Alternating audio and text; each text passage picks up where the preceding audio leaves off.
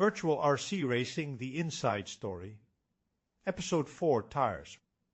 Round and black ones is not good enough for a racing sim. My name is Peter Barefoots. I remember Ronnie Tunn was once asked by one of the British RC racers what tires he was using. Ronnie said, round and black ones. Typical Ronnie. Of course, a vast underestimation of the importance and complexity of tires.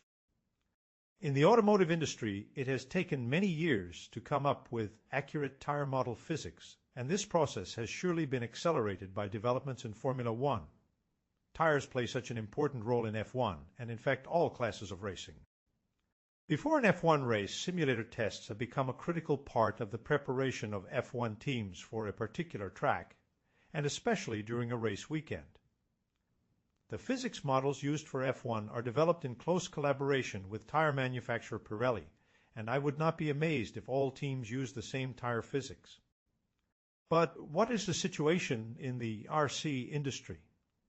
RC tire manufacturers don't have the means nor the knowledge to set up a serious tire testing development program. For RC tire manufacturers, it is very much development by trial and error. You try a certain rubber compound, test it on a track, take lap times, and ask the driver how it feels. Very practical trial and error development and direct racer feedback. But to develop a RC racing sim, you need to somehow create a physics model that delivers a very precise feel to the racer on how the tire performs under all circumstances. And it is widely understood by tire experts that with tires nothing is linear, meaning that when you double the load, the actual traction forces don't double but moves along a certain curve depending on the construction of the tire. To give just one simple example, these curves determine very much how the car feels. Now think of different camber and caster angles, slip angles, lateral and longitudinal traction, and try to get the right feel under all conditions. Why are tires so complex? Because there are just so many variables. Rubber compound, grip factor, surface structures, temperature effects, driving forces, deformation of the contact surface, deformation of sidewall, not so much with foam tires, tire wear factor, camber angle, changing the contact path, toe in and out changes, steering angle, slip angle, caster angle changes. There are probably a lot more variables. I am not an expert in this field by no means, but this is what I learned from our physics wizard Todd "Doc" Wasson while he was developing the tire physics. It all started with foam tires because that is what was used on 1.8 and 1.10 nitro cars which we developed for VRC version 3. Todd made it clear that each type of tire would need its own tire model parameters, rubber tires for 110 electric and rubber tires for off-road cars. Todd had already some very good understanding of tire physics models, but what data to work with, what to compare with?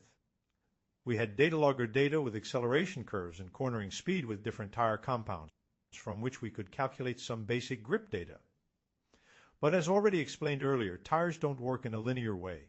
The only way to find out was to set up a tire testing project.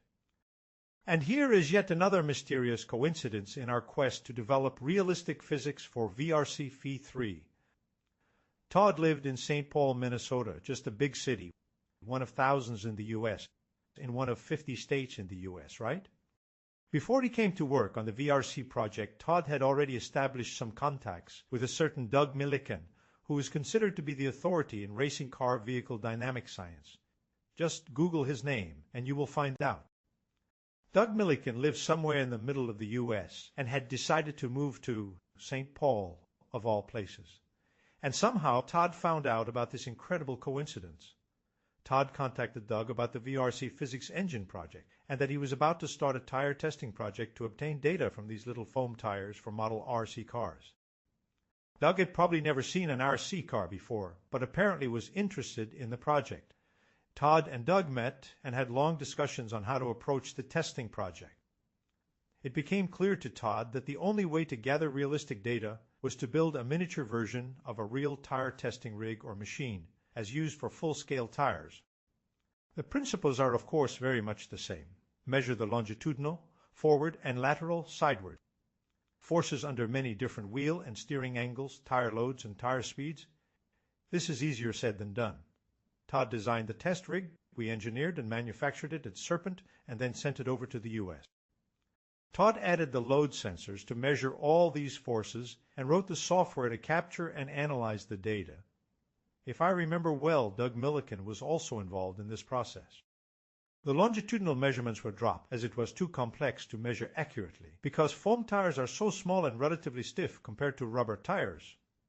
Todd had to cope with issues like jitter, which he had to filter out of the data. We sent loads of different foam tires, compounds, shore hardness, diameters, front tires and rears, and in a later stage rubber tires for 110 electric cars. Todd and Doug did numerous tests and fine-tuned the testing rig to finally produce the data needed to start modeling the tires. Without this data, it would not have been possible to make the virtual cars behave like real RC cars. After all the forces between the track surface and car go through the tires. These forces affect the suspension, roll, pitch, yaw, the chassis movement, the shock absorbers and anti-roll or sway bars to resist the chassis movements, transfer forces from one side to the other and from front to rear and back. Vehicle dynamics at work. I owe Todd and Doug Millikan a massive thanks for doing all this essential research on the tires. Believe me, without it, VRC would never have become such a realistic RC racing sim. How realistic? Well, it can and will never be 100%. It is, after all, a simulation of reality, and reality is extremely complex, as we all know, but we have come close with VRC, very close. And what about feel?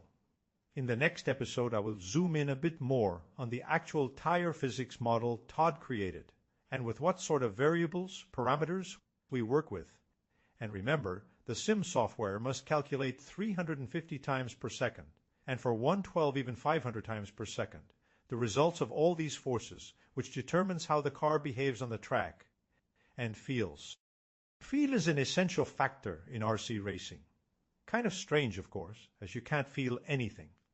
It is the translation of the visual input or feedback from the screen into your brain which creates that feel. It is what you expect to happen, just like what you expect from a real RC car. This meant a totally new challenge for Todd. He had never seen or driven a 1.8 nitro car before, and then to ask him to understand feel. The tire physics model and developing that all-important feel is next. Thanks for watching.